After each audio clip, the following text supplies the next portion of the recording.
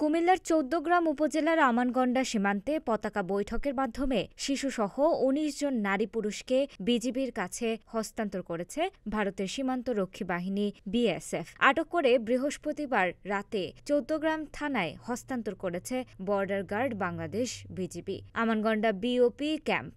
আটককৃতদের মধ্যে ৯ জন নারী, ৯ জন পুরুষ ও একটি শিশু। তথ্যটি নিশ্চিত করেছে ১৪গ্রাম থানার ভারপ্রাপ্ত কর্মকর্তা মোহাম্মদ হিলাল উদ্দিন। তিনি বলেন, বিজিবি শিশুসহ ১৯ জনকে থানায় হস্তান্তর করেছে। আগামীকাল শুক্রবার আদালতের মাধ্যমে তাদেরকে জেল হাজতে প্রেরণ করা হবে।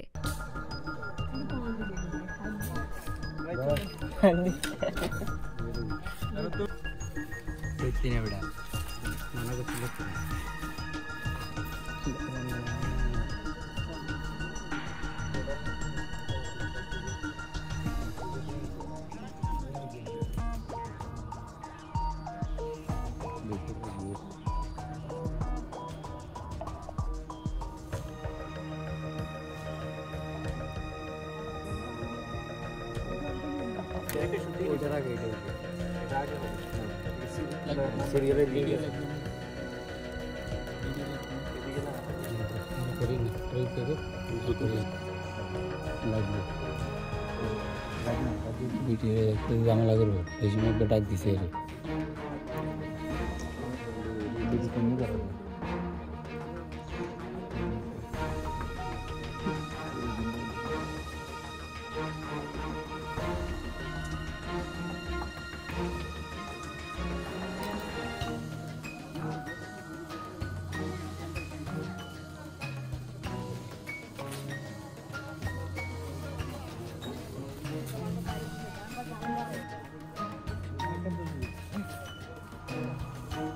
আচ্ছা